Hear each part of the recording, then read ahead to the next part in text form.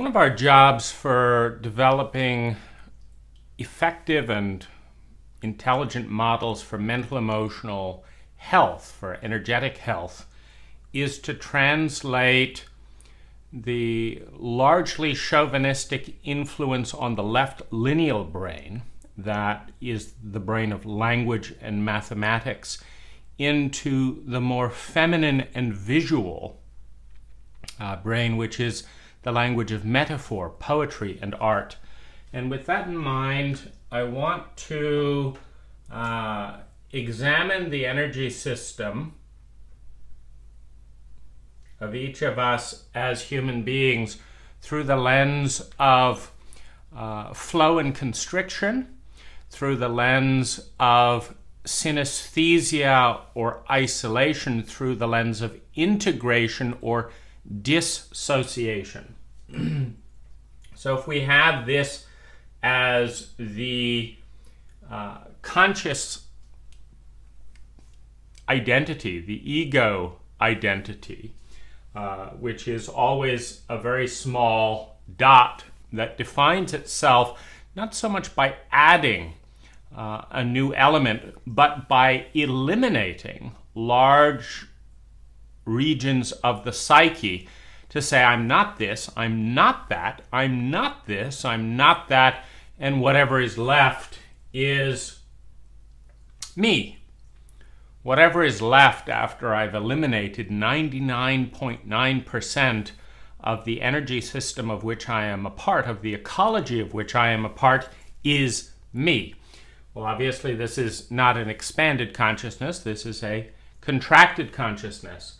But within this limit of the self, or within this definition of the ego, the question is, what will be tolerated?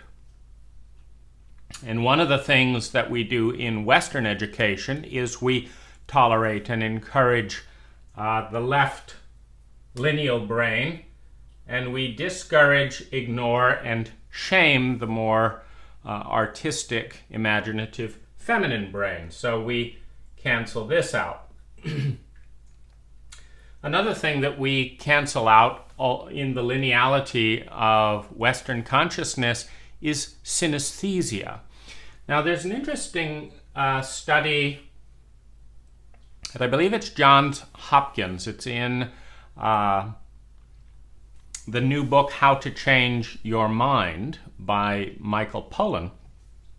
And what it points out is that to expand consciousness is not to flood new areas of the brain with blood, but rather to constrict blood to the ego identity region within the brain, the region of the brain that is responsible for creating a construct that says, this isn't me, this isn't me, this isn't me, this isn't me, this isn't me, I don't feel this way, I don't think this thought, that's not my behavior. The part that eliminates large tracts of the psyche from conscious awareness gets starved of blood. The ego gets starved of blood for a few hours, and in that time, we are able to become aware of the flows of energy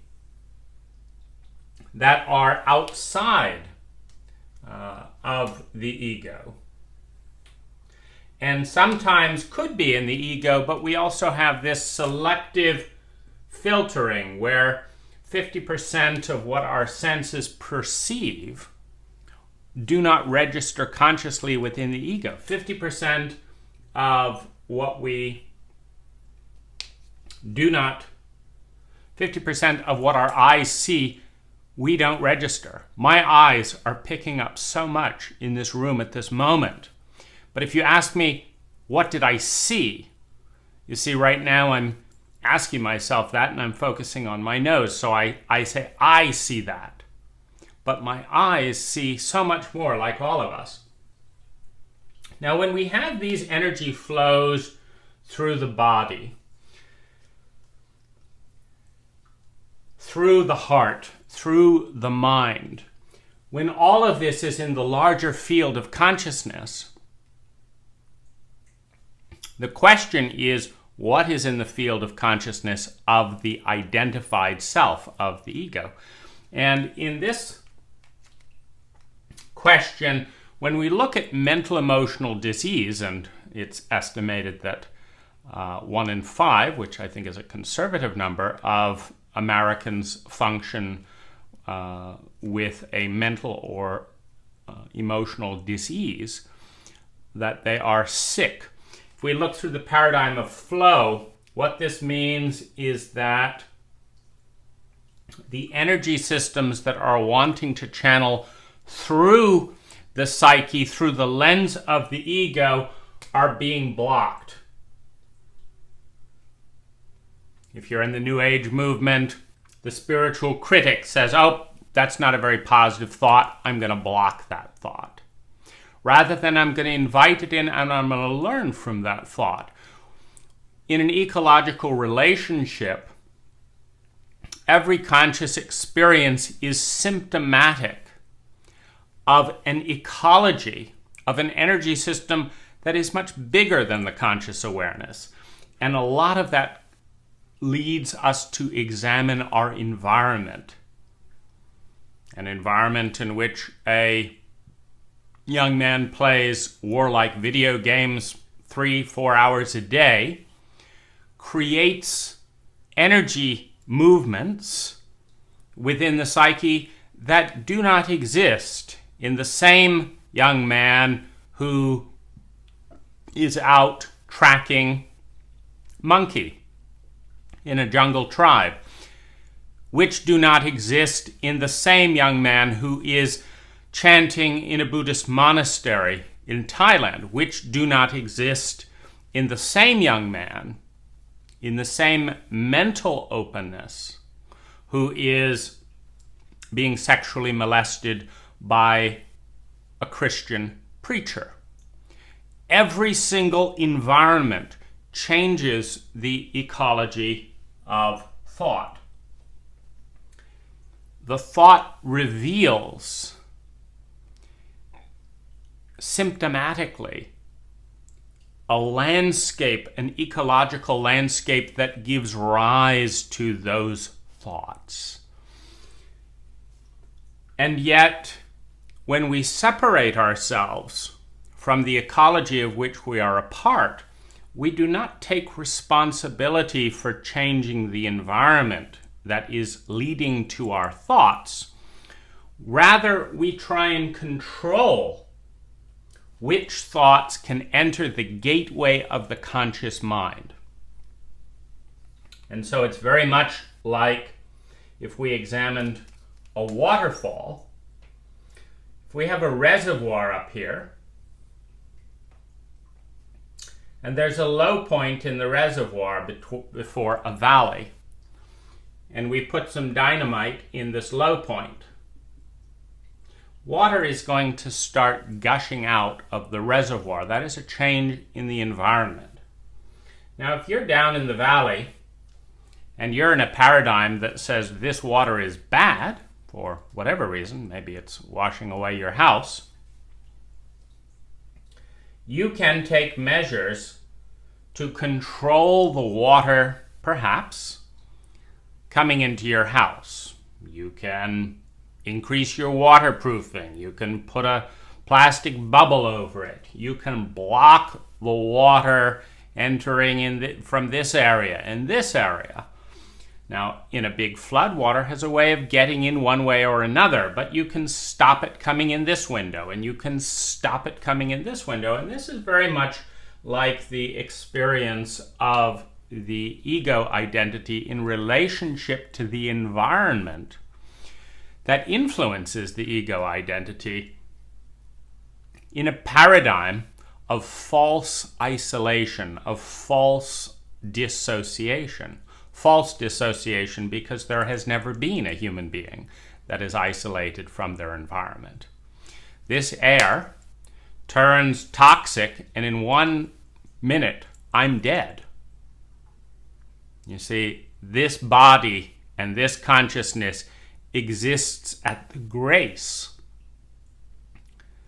on the foundation of the environment, which allows the freedom or the illusion of freedom for the conscious self to feign isolation and feign independence, when in fact every ounce of water, every air I breathe, every food I touch could kill me or could give me life.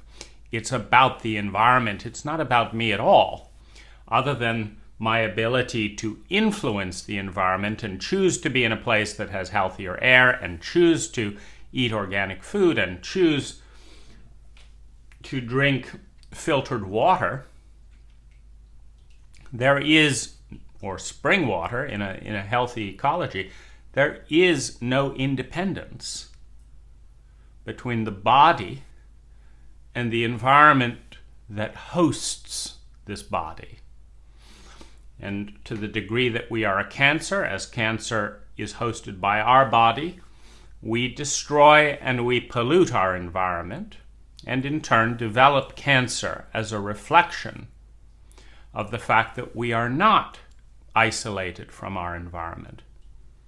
That the environment that we pollute out there is part of the same body that gets polluted in here by the pollutants we put in the environment. And so within this framework of the ego, there may be a spontaneous movement of dance coming in on this purple line here. But the ego says, I don't dance. That's not me. So it's coming towards the ego and it gets blocked off.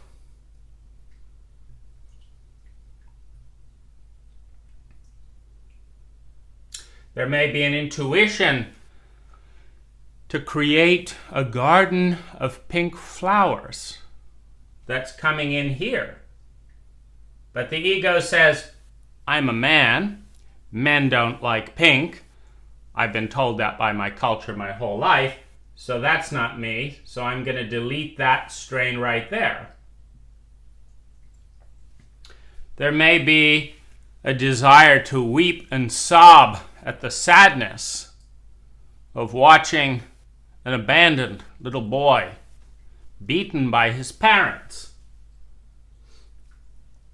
But the ego here says, that's not appropriate for me as a stranger to care about that little boy. That would be inappropriate, so I'm going to delete that influence throwing here.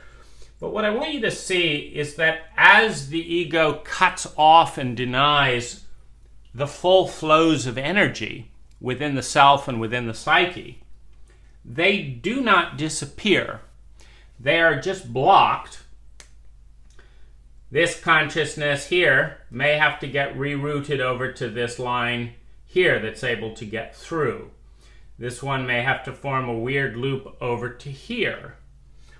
The ego becomes much like a bubble, an insulator that blocks energy. And this friction of blocking does a couple of things. It wakes the ego up, meaning the ego wakes up in the context of fear, pain, friction, and discomfort.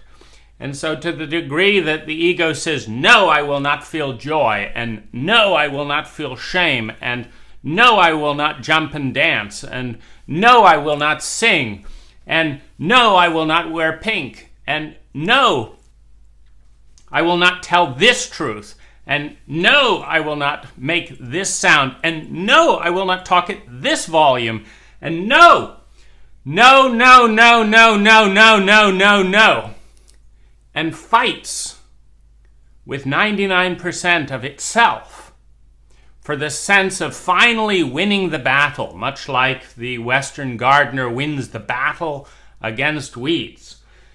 This plant comes up in the earth, and I don't want you, and this plant grows, and I'm going to cut you, and this plant grows, and I'm going to throw you out, and this plant starts encroaching on the road, and I'm going to cut you back, and this plant grows, and I'm going to poison you, and this plant grows, and you're growing too big, I'm yanking you out and throwing you in the garbage. And finally says, I have won the battle. 99.9% of all of life and all that I am has had, with my 8 hours a day of struggle and turmoil and effort, to draw the line. Because I stand ready with my chainsaw. I stand ready with my judgments. I stand ready with my righteousness. I stand ready with my dogmas.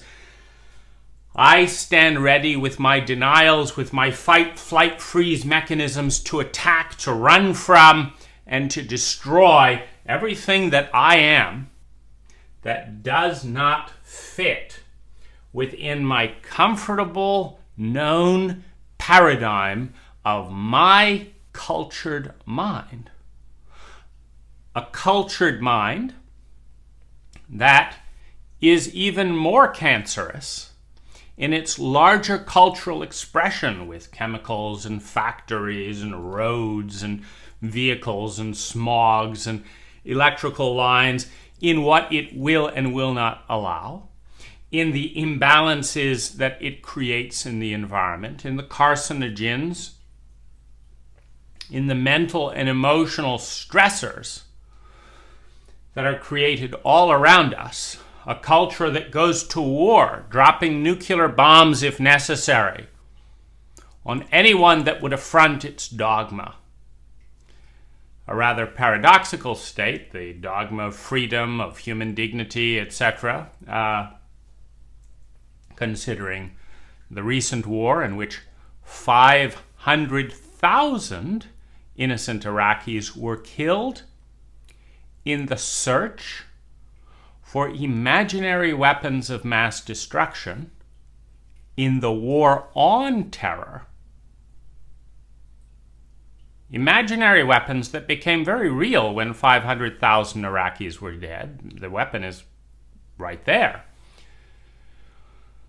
The war on terror also became very real for the millions of Iraqis whose 500,000 innocent relatives were dead, and the millions more with PTSD, and the children born to those parents with PTSD, and the Americans coming home dead, maimed, or with PTSD, and the children born to those Americans with PTSD. The weapon of terror, the weapons of mass destruction, were discovered in the process of hunting for them, in the form of the hunter. The terror was created by the war on terror for the millions and millions of lives who have trauma, loneliness, broken homes because of the war on terror that did not exist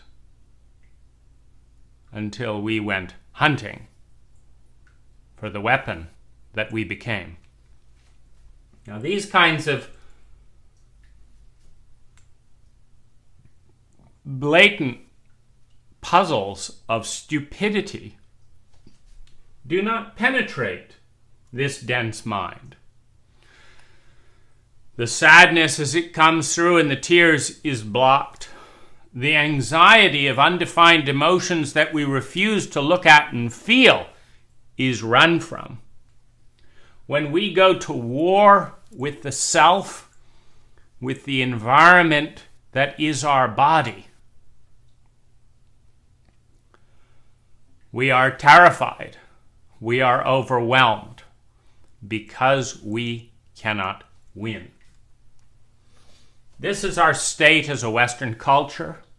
This is our state as a Western mind, facing the vast oceans of transcendent beauty and transcendent horror that is the domain and the landscape of our inner and outer psyche, of our inner and outer environment, of all of life and all that is, that does not fit into the 50% of sensory perception that we actually consciously register, into the less than 2% of emotional expression that we consciously identify with and allow, in the less than 2% of all possible thoughts that we cater to, denying most a seat at the table. We stand here behind the barricade, fighting God, fighting Goddess, fighting all that is for the right to be where we are in one of the loneliest, most mediocre fragments within the cosmic ecology. There are few states of consciousness more isolated, more alone, more frightened, more anxious, more shamed than the conscious Western mind. There are few states more blind, more arrogant, more blind to their own blindness in our rationalist, reductionist, materialistic paradigm. We just eliminate everything that doesn't fit into the small model we create to self-reference. It's magic, really. Everything that cannot be measured in a laboratory doesn't exist. Therefore, we don't have to deal with it because we just said that it doesn't exist. Now, even a scientist knows that's not very good science, but it makes us feel comfortable as traumatized egos, terrified of the unknown, of the selves that we are beyond the gates of our own ignorance. This leads us to a model of possible medicine. What is the medicine for the diseased ego? What is the medicine for the diseased environment? Well, the medicine for the diseased environment, like the medicine for the ego, is balance, integration, acceptance. Balance, integration, symmetry. When we look at a circle, it is a graceful shape. A bicycle could not have a more energy-efficient wheel than the circle. Now, you can make bicycles with square shapes. And frankly, when we divide the consciousness into two arenas and deny the feminine, in the chauvinism of exonerating and valuing masculine energy and devaluing and humiliating and suppressing feminine energy, not just women, you take a circle and you create a very clunky organism. You cut your bicycle wheel in half, seems to roll very well in this area, and then it clunks. Seems to roll very well again, and it clunks. It's a diseased system. It is a diseased shape. It is a diseased bicycle. We have taken the ease that comes from the symmetry of the wheel, sliced it in half, broken it apart, and now we have two asymmetrical shapes that are 100 times difficult, 100 times more difficult to travel with than when they're formed together back into the whole, back into the wheel. Education creates the partition, exaggerates half of us, shames and suppresses the other half. Now, we call this education. Other cultures call it obliteration, genocide, stupidity, inefficient systems. We call it education because when you create a system and you reference the system to itself, it becomes dogmatic. Now, as soon as you say that half of a brain is not as elegant, is not as beautiful, is not as good as a whole brain, you are referencing something outside of the brain. You are referencing values that transcend the brain, and one can measure, okay, this child was raised spending half their time doing introspective work, building relationships, learning to create a beautiful environment, learning to connect and smile and dance with others and their feminine self. And the other half was learning math and learning writing and reading and learning to engineer roads and this and that and the other. And then this other child over here, as a group of 100, was only directed into their lineal left brain and were shamed and disciplined every time they deviated from the path, turning their body back to the desk, turning their whispering in the classroom back to the narration memory of the teacher, turning their thoughts about romance and relationship back to equations on the blackboard. And you look at that group of 100 people and you can see the difference in the ease and grace of their life. So you can say the system has created 100 people with a dis-ease. It has misshapen the psyche for everyone who's gone through the system such that they are now sick with a dis-ease that is 10 times more difficult than the person who went through the system that embraced the circle. And this is the principle of restoring health. In any system, there is an element of dis-ease. The human brain is simple. 100,000 years ago, we were in the trees. Who said this brain is supposed to be the most intelligent thing? And it's not. It's simple. In many cases, it's trauma-based.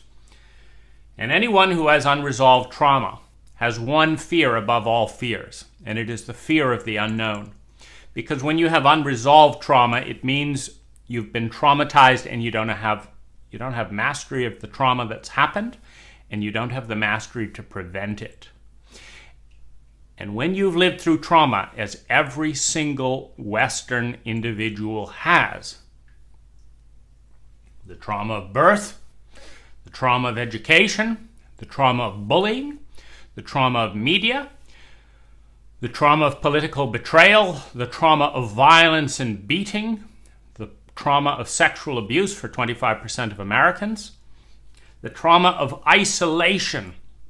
Monkeys have more stable and integrated communities than most human beings. Most monkeys feel that they belong more than you and I do. Now, we may have credit cards to shop for things that we don't need,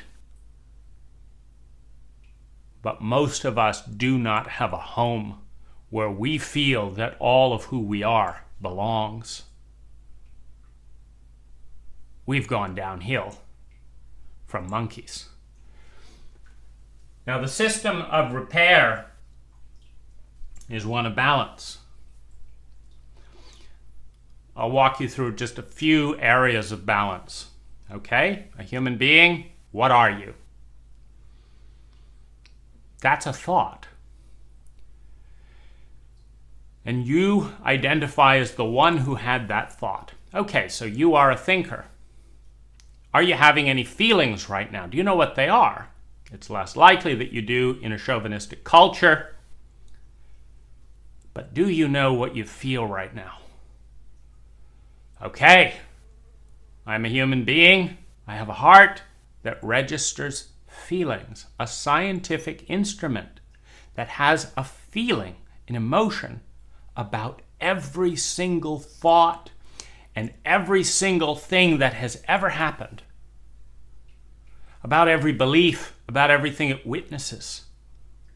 There is a feeling, chemically created, biologically created by the organ of our heart in our body in synergy with the consciousness that is our brain. So you have thoughts and you have feelings. Pinch yourself. Do you feel it? You have sensation. Listen, do you hear the sounds that are turning these ideas into words? You have sensation. And these three elements make up the identity of you and I as human beings. Now, if you have any doubt about the equal importance of these three parts of us, just imagine how you would think and how you would feel if someone poisoned you right now and your body disappeared. At least to the rest of us, you're gone. It's hard to say, I'm Dane, the one in this body here, when my body's dead. So we can't really invalidate the body as an unimportant part of the self, and yet that is exactly what we do in our culture and in our education system. We do not learn yoga. We do not learn the anatomy of every muscle in the body. We do not learn the different chemical relationships within our own brain. We do not learn about what creates obesity and what creates a vitality. We do not learn about the relationship of emotions to our body. There is so much that we do not know about medicine, about health, about how to dance together, about how to move together. 99% of our body is invisible to 99% of us. And the fact that we think we know just proves how much we don't know that we don't know. Because there are dances and chants and resonances that allow the body to experience sensations that no Western mind, bar maybe 1 or 2 in a million, has ever experienced. Because it never came up. Now, you may learn to ram into other men as a football player. You may learn to run around in a circle and call that physical education. It is 2% of the possible physical education. And it's the first thing to go in a chauvinistic culture. Yeah, we'll keep the sports. Yes, we'll keep the math, but we don't need this other stuff. You may learn to feel doing artistic expressions. You may learn how you feel doing clay modeling. You may learn how you feel doing painting. But not in our school systems, for the most part. So you look at the body. You look at thinking. Well, when you look at the domain of thinking, there have been 10,000 cultures in human history. What are they related to?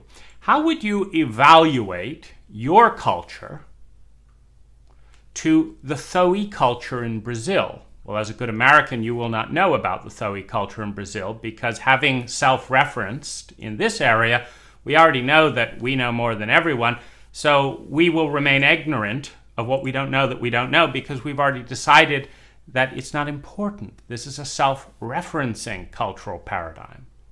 We're the greatest at what? Selling weapons to rogue states? Check. Being one of the few countries without paid maternity leave? Check. Yes, we are the greatest, but at what exactly? Now, when we take our attention to emotions, how many people can name more than 10 or 15 emotions? Number one. Of the hundreds, how many people have had the experience of weeping for 3 days? Now, this might be a cultural experience in this culture or this culture. And in 3 days, there are some cultures that purge the grief that take an American 10 years not to feel. How many know the repertoire of emotions on the menu of the psyche and know how small the fare is at your local deli? We don't know what we don't know. We don't know how to think. We know how to channel consciousness into a very, very, very narrow arena. Now the medicine, knowing that, for example, education is all about narrowing, objectifying, masculinizing, partitioning. This has nothing to do with me. I'm manipulating this, but it's not a part of me. I do this and I do this so that this happens. I press this button, I press this button, and I get points on my video games. And then I press this button and these points appear. But they're not me. This is I'm manipulating something that isn't a part of me. If we want to restore balance to this, we have to learn emotional literacy and physical literacy. At the same level, we learn some fluency with verbal literacy, with mathematical literacy. We have to apply mathematics to emotions. We're getting into synesthesia here. See, we like to say that we're a scientific community, and yet there's a big organ of consciousness called the human heart that most scientists won't touch. It's a scientific organism. I slap your face, and you feel something that registered what went on in the environment. It's a scientific organism that we are not taught how to work with scientifically. Because chauvinism is not scientific. The valuing of half the brain over the other half of the brain is not good science, it's not good engineering, it's not good math. It's flawed culture because we do not have the lens. The culture will never teach you how to evaluate the blind spots within the culture. How do you know how well to score a culture? What's the score determined by? How do you measure it? Who's measuring it? And who's changing the culture to get a higher score? Now, one paradigm among many might be one of scientific well-being. That every culture is ranked based on objective metrics of well-being. How well do you feel? Going back to the little game to see, is a thought more important than a feeling? Is a feeling more important than thought? Is a body sensation more important than a feeling or a thought? You see, they're interconnected. You can't have one more valuable than the other. Scientists show that when people delete all feeling, they don't move. Every emotion gets you out of bed, gets you to sleep, gets you to work. Every single thing we've done as a human species throughout history is based on emotional triggers that trigger chemicals in the body that get us to do things like move our hand, like press play on this video. That's an emotion. If you don't honor your emotions, you never act. You don't breathe. You die. If you don't have a thought, just imagine you feel things, but you're not conscious that you feel things because you have no thought. You have no thought about what happened. You just got a promotion, but you don't think that's good, that's bad. I'm making progress. I'm not. I'm a man. I'm a woman. You think absolutely nothing. Is that an existence? No thoughts? Or no feelings? Which means thoughts come and go, but there's no motivation to pay attention to them because you don't have any feelings. Or there's no body to house the biology of the thoughts and the feelings. How do they exist without that? You see, you don't get to be a human being without having thoughts, feelings, and a body. Without any of them, the system falls apart. So to trigger enormous amounts of resources and attention on one function at the exclusion of the other is bad medicine. It's bad design.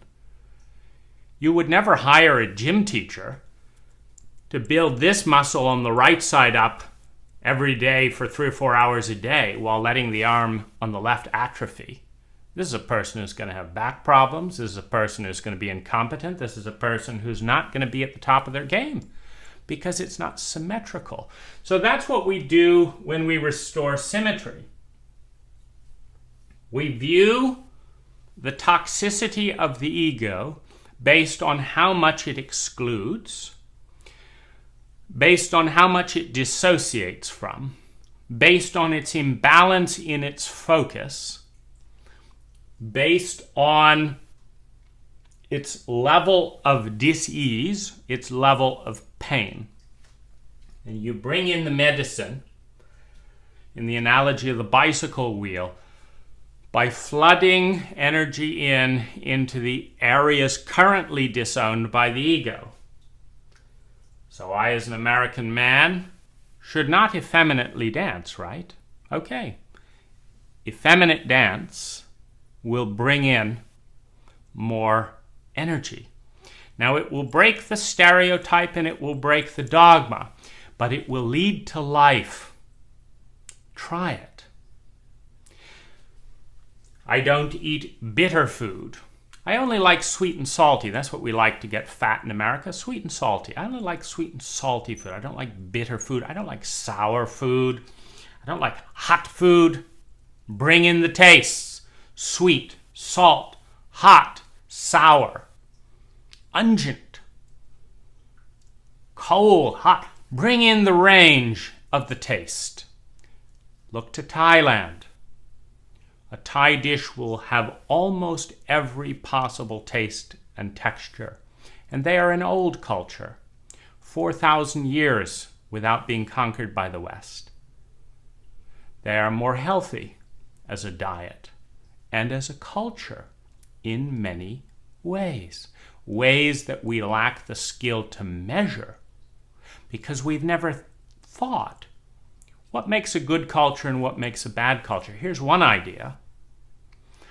Every culture spends a certain amount of time, a certain amount of money, a certain amount of natural resources, timber, water, metal, steel, uranium, etc. A certain amount of electricity, a certain amount of gasoline in the air to create well-being for its people. Every culture requires a certain amount of taxation, if it's a government, which most are these days. And so one intelligent metric of a country or a culture is how much well-being per unit of energy spent is generated by one culture versus another. Take Denmark, where everyone I interviewed liked their government, everyone that I interviewed liked their job, everyone that I interviewed had a college education, everyone that I interviewed felt safe and healthy.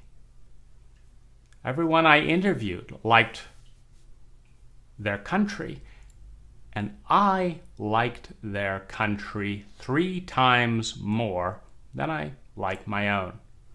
I observed the Danish people living a 300% higher quality of life without the backdrop of survival anxiety that is present as a fog just beneath the surface in 90% of Americans who are afraid of losing it all, of being a loser, of being shamed and discarded as the garbage Americans generate more than almost any other country is discarded and plowed into a pit. How much well-being is created for each unit of energy, spent? How much? Because if one culture and one country can create 3 units of well-being with half a unit of energy, and another culture can create 1 unit of well-being with 7 units of energy, we're talking more than 1,000% difference in the efficiency of generating well-being. And isn't that all what we want? Don't you want to be alive in your heart, your mind, and your body and feel safe? Don't you want to have secure, meaningful, loving relationships in a beautiful planet? Don't you want to see beautiful views and taste delicious, nourishing food and give that to your children? Isn't that what we all want? And if one culture can do that 10 times more effectively than another, do we really want to fight in the ego battle and say, who gives a shit about the fact that I could be 10 times happier with much less energy? This is me. I'm me, and no one's going to tell me what to do.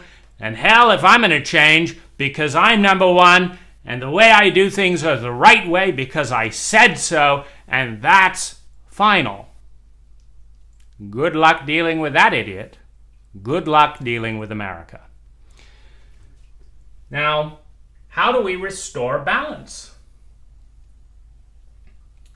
We go into the uncharted terrain, the opposite of what every trauma survivor wants to do. Every trauma survivor is terrified of the unknown because it represents the possibility of confronting the trauma again in a culture that denies the trauma, in a culture that shames those who are traumatized. Trauma is a helpless state. And boy, do we hate helplessness, particularly helpless men. It might bring us into that terrain where we feel helpless. We don't know where to go. We don't know where to turn. And I don't want that. So I'll take the devil I know. Just like every abused boy runs back to the abuser rather than going to a new foster home that might, or might not, in this country, be more healthy. This is our challenge as a conscious ego. You and I talking, listening as a conscious ego, what do? We seek out environments that are the opposite of what we know. If you're an American, go to Thailand. It creates more happiness with less money and resources by a factor of at least 500%. How do I know that? I've interviewed more than 100 foreigners, many of them Americans, and asked, is anyone less happy in Thailand? No. Is anyone more happy in Thailand? Yes. By how much? Sometimes it's 50%. Average answer is 300%. Some answers, 100 times better. Look next. How much money are you spending compared to in the United States? How much time and stress and effort are you experiencing compared to the United States? It's always lower. Spending less for 3 to 100 times more is intelligent design of culture. Go somewhere you haven't been and learn why their way is better than your way. Now, a wonderful place to be, having traveled around and spent 3 or 4 months, is to realize, okay, if you want to shop quickly and efficiently for a low price, go to America. If you want to smile a lot, swim and lose weight, go to Thailand. My last American couple that I talked with was sent there by their corporation. I asked them how they liked it, and they said, well, my husband's lost 30 pounds, I've lost 15, we love the people here, we're dreading going back to America. That about says it when I interview people over there, and they're doing it differently. That's the point. It's another perspective. A healthy mind can see the values of every place. I enjoy shopping on Amazon. I can't quite do that as efficiently as in Thailand. But then it becomes the big question, right? Smiling, happy, losing weight, or shopping and consuming natural resources we are running out of. Difficult choice for an American, not so much someone who's looking objectively. Now, how do we restore balance? So travel is one. It consumes resources, but it does bring in another perspective. Psychedelics in a healthy therapeutic setting, psilocybin as an example in Johns Hopkins studies, reduces the awareness of the blockade of the ego, which means that synesthesia starts to happen naturally, the way it would have happened if we had not been told that you should not see thoughts, you should not feel images, you should not sing sounds, you should not have emotions about colors. No. That's way too interesting. You just narrow things down. See cat run. See cat run. Nope, don't turn your attention out the window. See cat run. You go to the principal and be shamed. And we're not going to teach you about healthy and unhealthy shame. That would be way too intelligent. Just go and be punished and feel bad about yourself that you were a human being and actually had curiosity and wanted to explore the world while we're trying to give you an education. So open your mind to the synesthesia. This just gives you a set point. This tells you what your culture has taken away. This tells you where you've been lied to. Because this is your brain. This is not mysterious stuff coming in anywhere else. This is how your brain functions. When the part of your brain that's been trained to push it all out gets a holiday and you stop fighting with the entire psychic terrain of the universe and start getting real with who you are. This is who you become.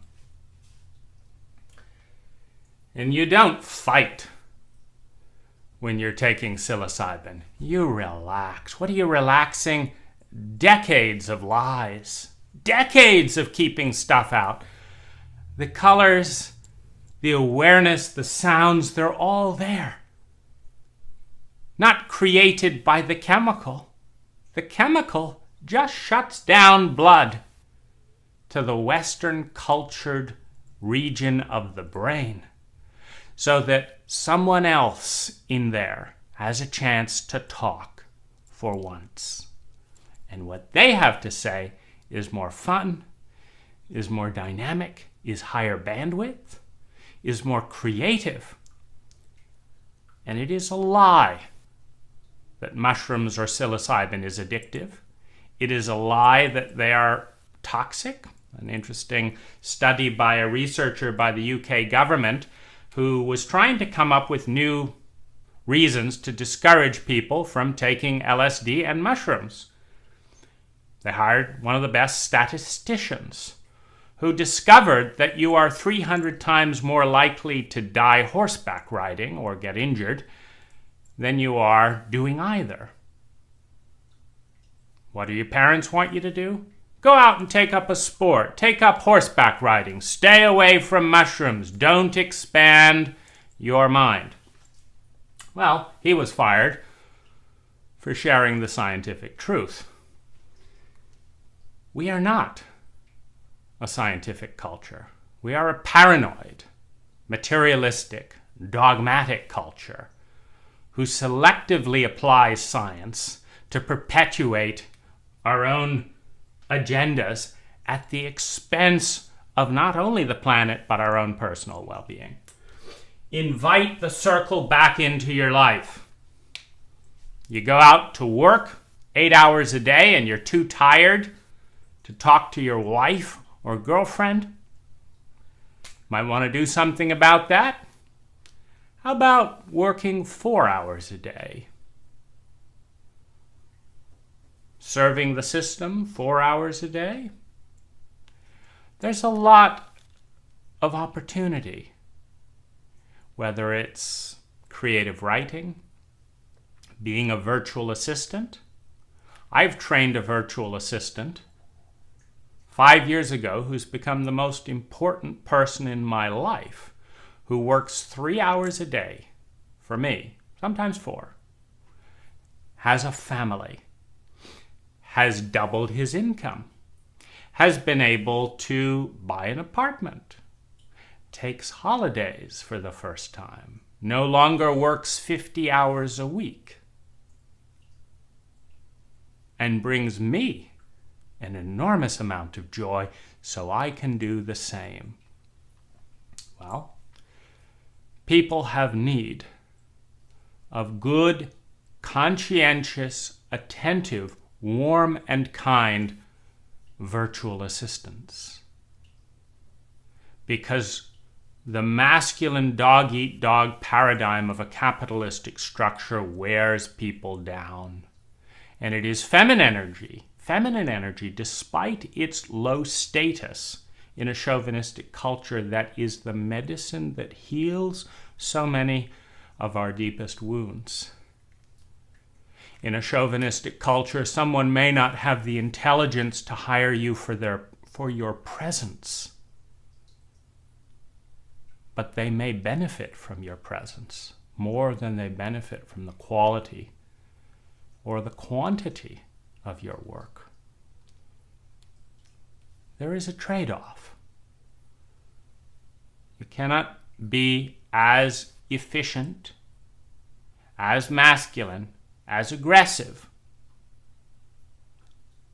and have a magnificent presence of joy and innocence.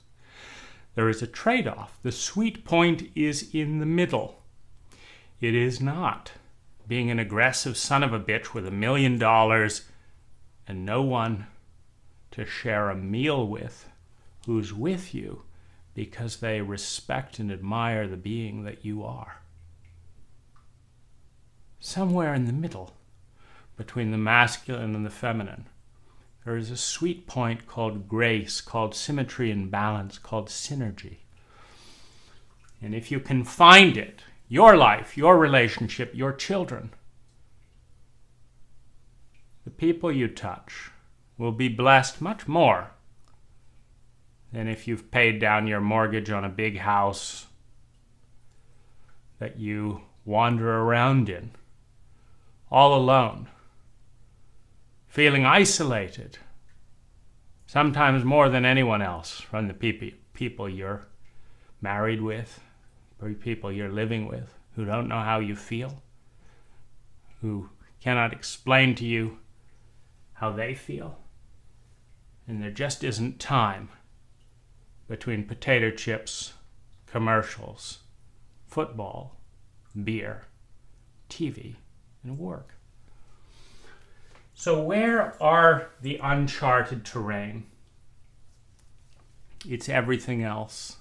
It's starving the ego to give life to what is outside the ego. I'm a rigid lineal thinker. That's not what I do. Thank you, ego, for that prison. But I'd like my ego to include something else. So I'm going to go out dancing once a week. I don't have energy and I'm too scared with all the shaming that goes on of my femininity and work and this and that and the other.